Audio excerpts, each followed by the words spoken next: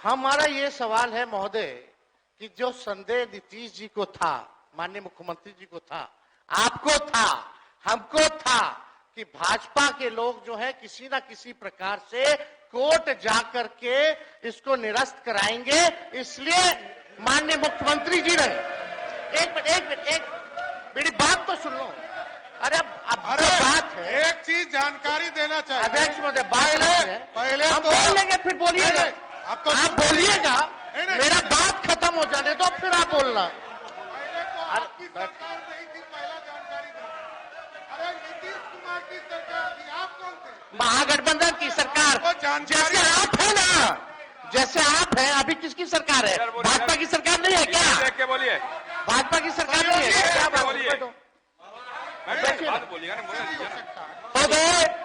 बिना आधार और प्रमाणिकता के किसी भी पार्टी के बारे में इस तरह का बयान देना प्रधानमंत्री के पद पर बैठे संविधान के दिल में शोभा नहीं देता है। ये गैर संवैधानिक काम करते हैं।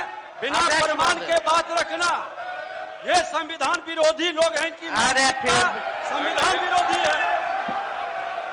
एक मिनट अध्यक्ष, संविधान विरोधी लोग संवैधानिक संस्था का अपमान कर रहे हैं। फिर बोलिएगा।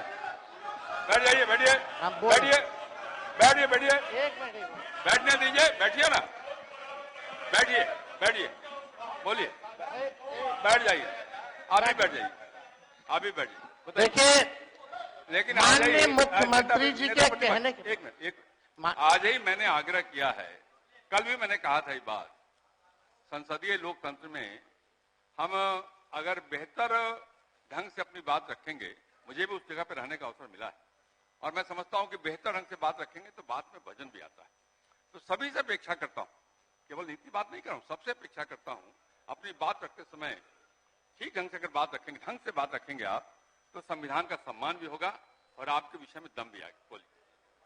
महोदय, समय देश के लिए हम आभारी हैं और हम लोग भी सहयोग कर रहे हैं, लेकिन माननीय मुख्यमंत्री जी जब हम लोगों ने पारित किया 9/11/2023 में, तो एक तय हुआ हमारे मंत्रिमंडल द्वारा कैबिनेट में माननीय मुख्यमंत्री जी के आदेश पे कि डर है कि कहीं ये कानून जो हम लोगों ने आरक्षण का लाया ये खत्म ना हो जाए, इसके लिए आप सब लोग मिलकर के प्रेस कॉन्फ्रेंस कर लीजिए।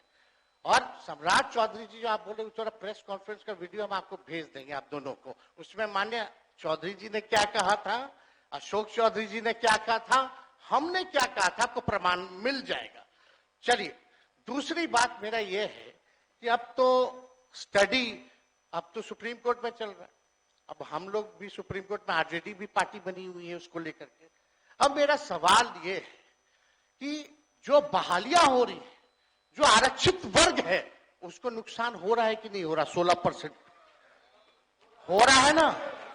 यह गंभीर मसला है महोदय। पिछड़ों का, अति पिछड़ों का, दलितों का, आदिवासियों का, जो भी आरक्षित वर्ग है, उनका भारी नुकसान हो रहा है।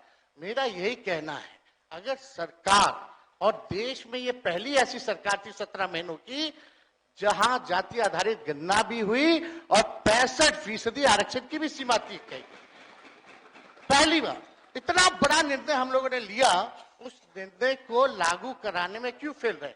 अब महोदय, 2 पॉइंट हम खाली रखना चाहते हैं कि 23 में ये लागू हुआ, 23 में ये लागू हुआ, सुन लीजिए, आप भी बोल। अध्यक्ष, विषयों की वो जगह महोदय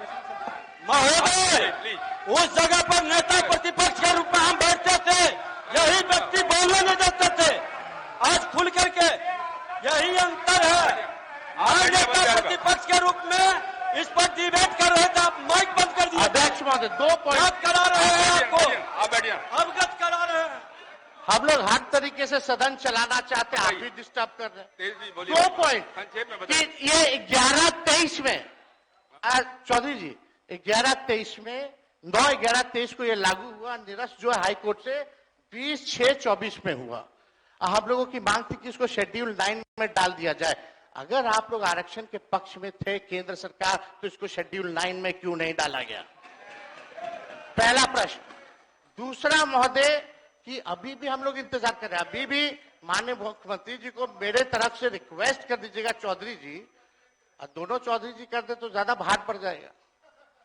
तो अगर कर देंगे तो कम से कम ये कह दीजिए अभी स्टडी नहीं हुआ है, यही राजकोट कहा, तो स्टडी तो ईडब्ल्यूएस का भी नहीं हुआ था जो 10% मिला, उसका कौन सा आधार था?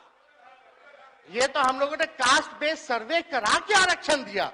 तो अभी हम लोगों की यही मांग है कि सरकार अगर इच्छुक है, आप दोनों बलवान लोग बैठे हैं, दोनों दो डिप्टी सीएम हैं, पहले हम अकेले थे तब हुआ था, अब तो दो है। तो महोदय यही हमारा मांग है, खाली मांग सुन लिया जाए कि इसमें अभी भी स्टडी के लिए एक असेंबली की कमेटी बना दीजिए, एक असेंबली की कमेटी बना दीजिए जो स्टडी कर ले। और अरे भाई आप बैठिए ना। अरे सुन लीजिए ना, क्या व्यवहार है, आप डिप्टी सीएम है यार, डिप्टी सीएम जैसा बर्ताव कीजिए।